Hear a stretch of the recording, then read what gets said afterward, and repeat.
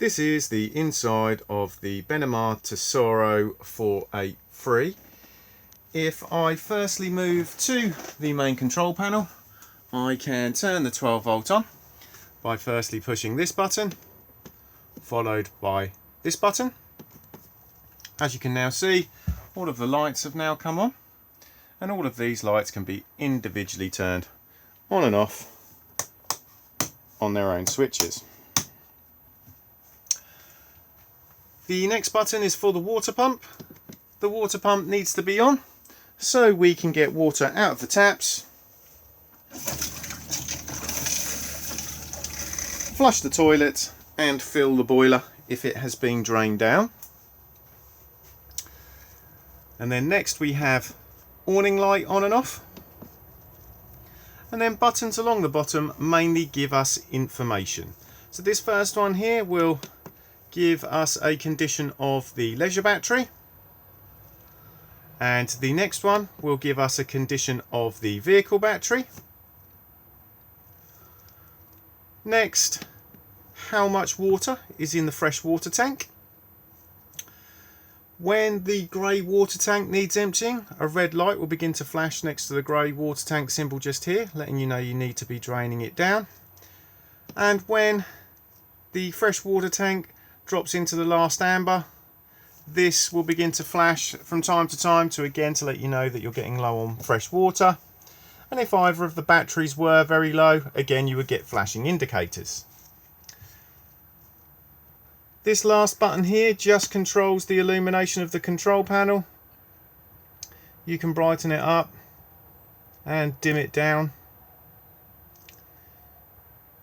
This green light here is just letting us know that we're currently connected to mains electricity, and you will get a light appear here when the engine is running to let you know that the alternator is charging both leisure and vehicle battery. This can only be viewed with these two buttons on. Next, beside this, we have the control panel for the Truma heating and hot water system. So you'll see at the moment that it's displaying the time, and again it's letting us know that we have mains electricity connected. If I now press the button, we will get a series of icons, and as you can see, as I rotate the button, they will begin to flash.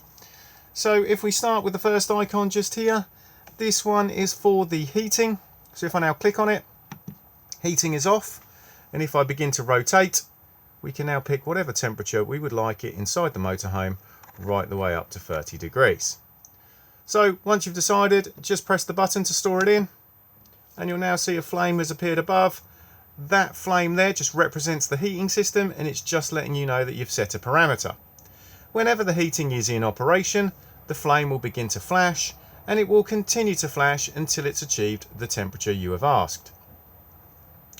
If I now press again and we move across to the next icon, this one here is for your hot water, and again if I now click on it, hot water is off, and if I rotate, I can heat hot water in eco mode, which gives us a temperature of about 40 degrees. If I rotate again, we can heat in hot, which will give us a water temperature of about 60 degrees. And what we can also do is perform a boost on the boiler. The boost was mainly designed for if there's going to be more than one of you having showers in quick succession of each other, or if you just want hot water very quickly. If you do perform the boost and the heating's running, it will turn the heating off as it needs to use that extra power. And again, the icon will continue to flash until it's achieved the temperature you have asked. If I now move across again, this one here is power source selection. So at the moment, to heat the motorhome and heat the hot water, I am using mains electricity using 2 kilowatts, indicated by the 2 lightning strikes up here. If I rotate the button, I can lower the power consumption to 1 kilowatt. Very handy if we're on a low amp site. Next we have dual fuel, so a mixture of gas and mains at 2 kilowatt. This setting here, or this one, a mix and mains at 1 kilowatt, are very handy, especially in the winter months if you want to get up to temperature nice and quickly. It will only consume gas as it's required. And then lastly, if we have no main supply, we can solely run on the gas. After power source selection, we then have the circulation fan for the heating system. So we can run the fan in eco mode, high or boost. And if I now return and I turn off both hot water and heating and go back to the fan, we can also use it to vent the motorhome. This has a fan speed of 1 to 10.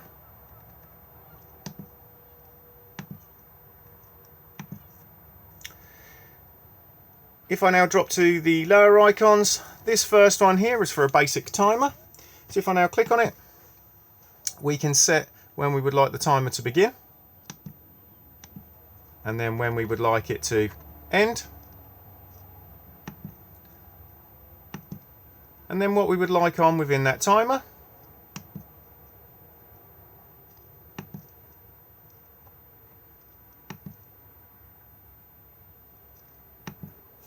Once we've done that, timer on or off, if I now activate the timer, you'll see the timer icon has come on here, and because I've set it within the time parameters that it is at the moment, you'll see that all the settings have now come up and it's now come on.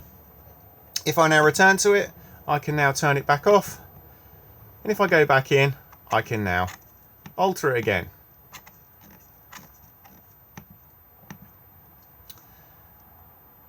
Next we have clock set.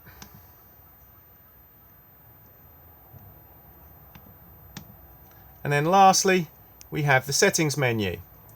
So within the settings menu, we have offset just for the thermostat just here. So if you don't think it's quite correct, you can just slightly adjust it.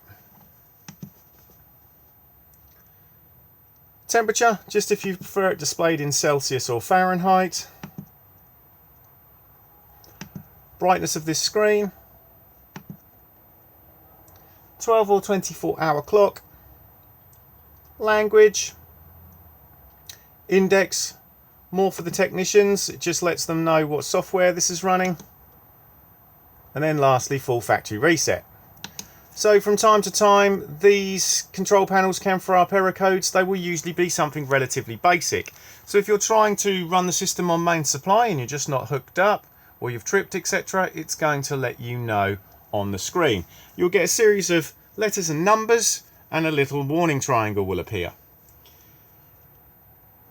If you then Google the numbers and letters or look in the manual, it will let you know what the problem is, and if you can sort it out yourself, once you have done so, the error code will automatically disappear.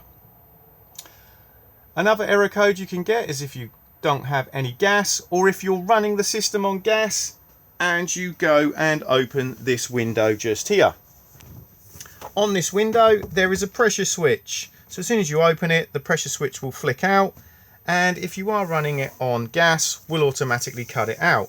Reason being is the flue for the boiler sits underneath this window, so this stops carbon dioxide poisoning.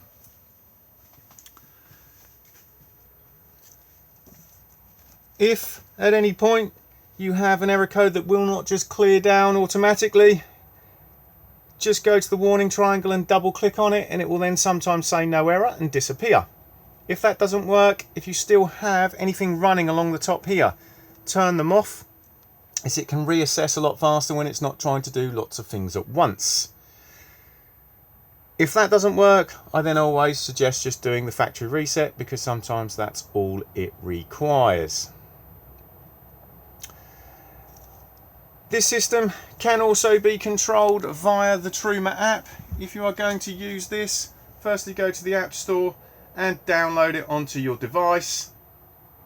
Once it's downloaded, make sure your Bluetooth is turned on and then launch the app. Once the app is launched, you'll see a button that says Remote Control. Just press that and then follow the on-screen instructions. It will firstly ask you to go to the iNet box. In this model, it is just located above the microwave.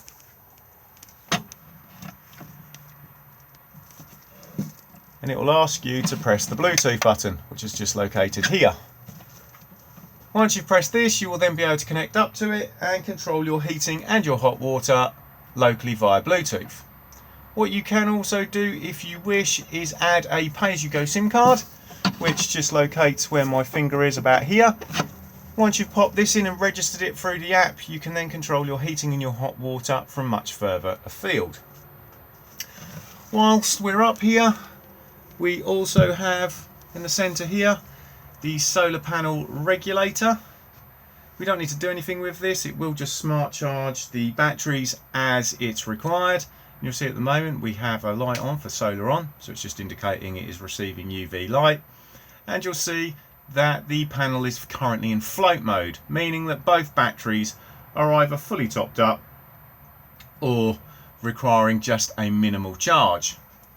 Whenever the solar panel is putting a hard charge into a battery, the float one will go out and an amber one will appear above the charge.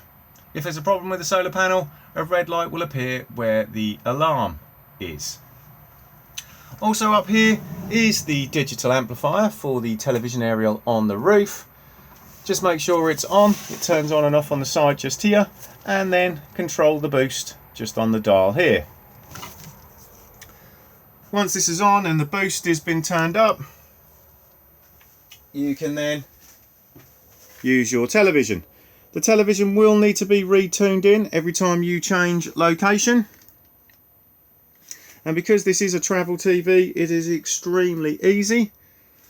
It behaves like any other TV in the sense that you have a TV guide, etc. But to retune it in as you change location, just hold this orange button in here and it will take you straight back to the retune menu.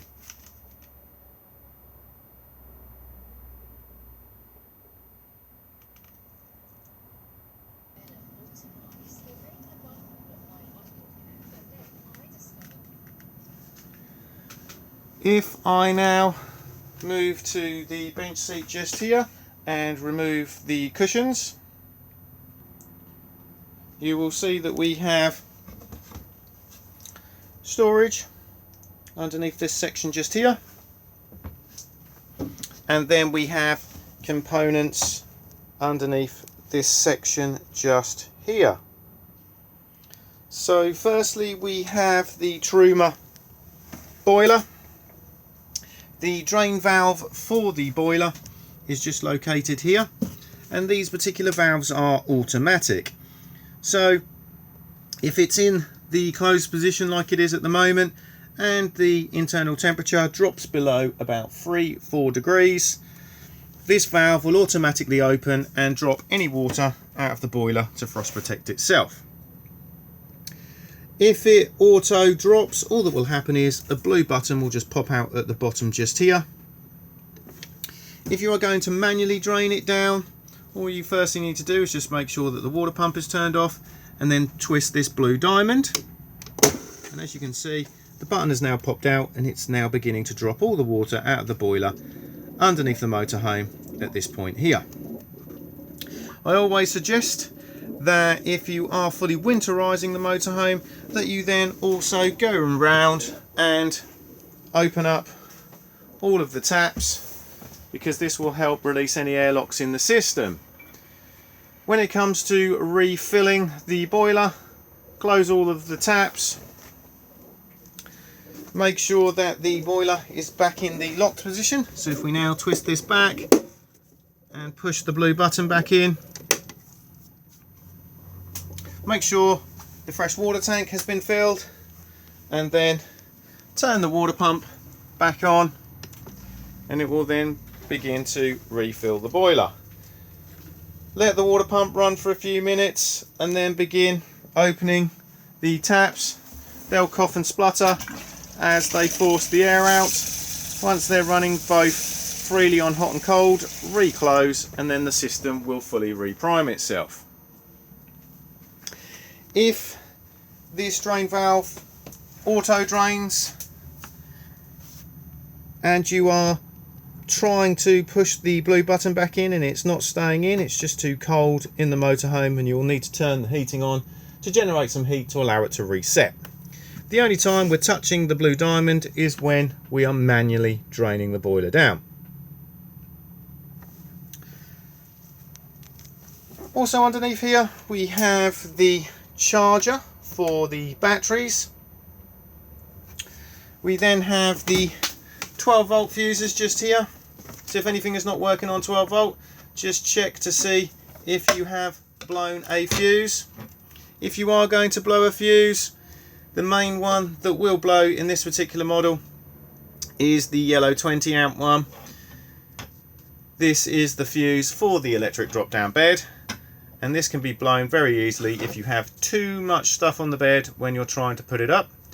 If the motor goes under too much stress, it will pop a fuse to protect itself. As you can see, previous owner has made sure that he or she had a good stock of 20 amp fuses. We also have the main strip switches just here. So we've got the individual MCBs, the main RCD and test button. So if anything's not working on main supply, just check to see if you have tripped. Tucked just behind the driver's seat is a switch. This switch is for the waste tank heater. So if you are using the motorhome in extremely cold climate and there's a danger of freezing, you can pop this on to avoid any frost damage occurring to the waste tank. The fresh water tank does not have one, as it is internal, and if I now just remove the cushions just here, I can show you. So if I now lift up just here, you can see the fresh water tank. So we can gain access just here by unscrewing the black cap if you want to clean the tank out. And then we have the water pump just here. To turn this seating part into two travel seats, you see we have this foldable section just here. So we just need to pull both levers at the same time, and it will then drop out of the way. We have some storage just here.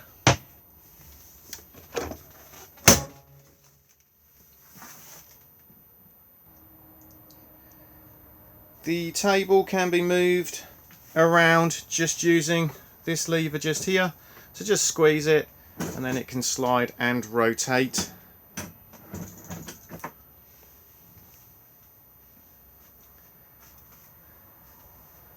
Extractor fan just here, so we have light on and off, and then fan on and off just here.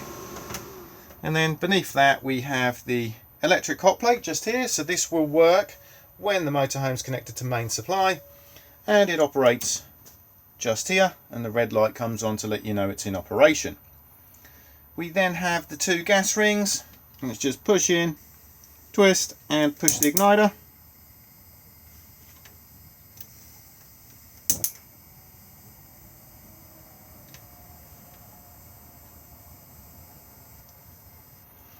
And then beneath that is the oven and the grill. So if I now push in and go to the left, we will ignite the oven. And if I now push in and go to the right, we can then fire up the grill.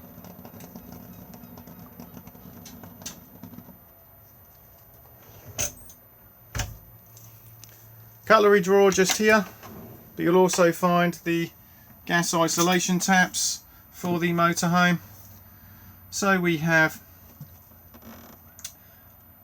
hob and oven, fridge, heating and hot water, and the barbecue point.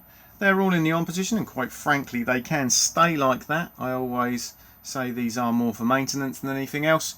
If you do smell gas in the motorhome, go to the source and turn off the gas bottles.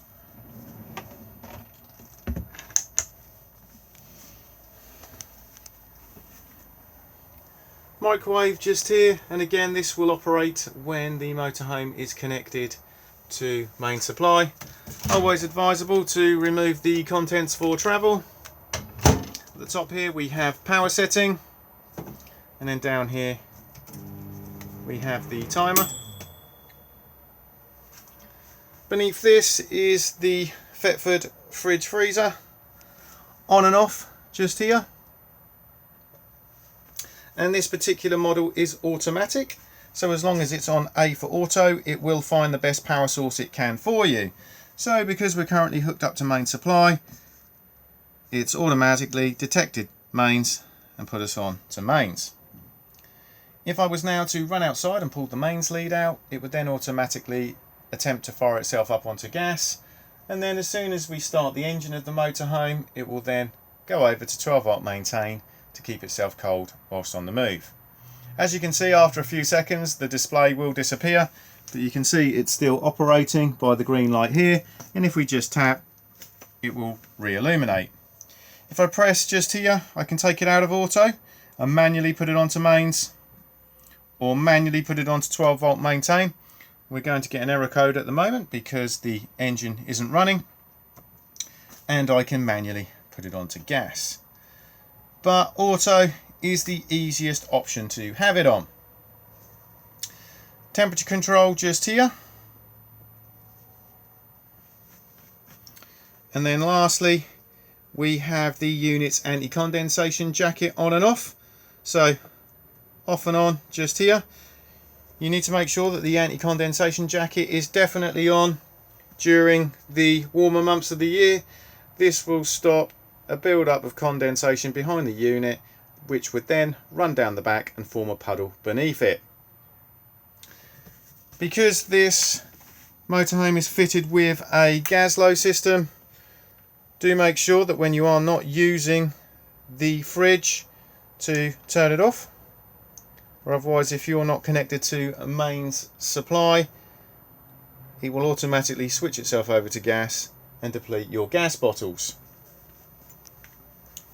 If we now move into the washroom, we have the cassette toilet just here. As you can see, the bowl will move about. Open to the cassette on the grey lever just here, and then push the blue button to flush. Make sure the water pump's turned on, or otherwise it will not work. And then close back up again. If this has been left open and you try to remove the cassette from the outside, it will not come out. So if you do feel resistance, just make sure that nobody's left it open. The level indicator is just here, so it will rotate round to red when the cassette needs emptying. We then have the basin just there, and the shower cubicle just here. Do make sure that the shower screens are secured for travel. Large wardrobe at the rear, and then we have the infill cushions for the lower bed. And if you do forget how to make the lower bed, there is a sticker on the wardrobe door just here.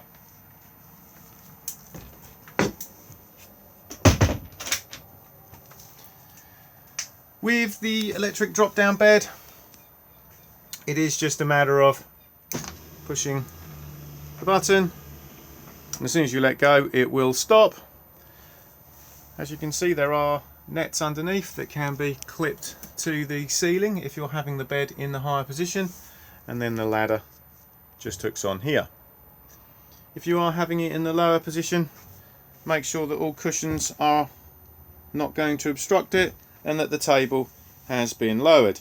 To lower the table, just come down to this section here and then twist the key, and then it will then begin to lower the table.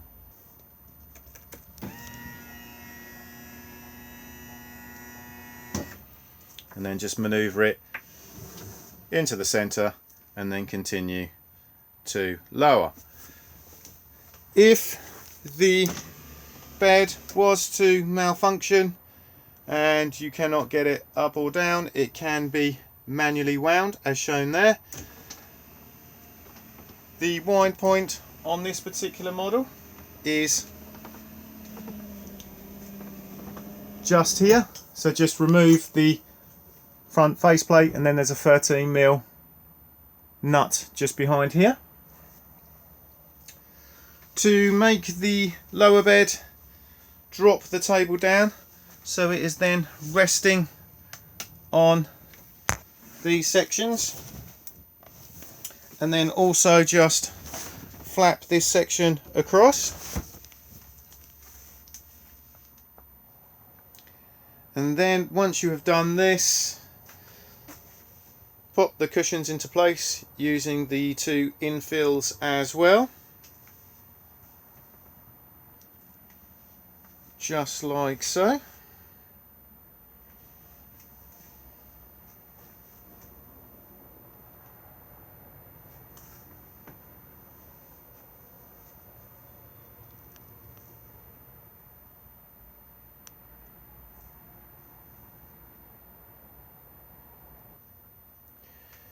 As you can see, both seats rotate round, and they rotate just on the front levers just here to spin them round. They can then be height adjusted on the lever and the knob just here, back adjustment just here.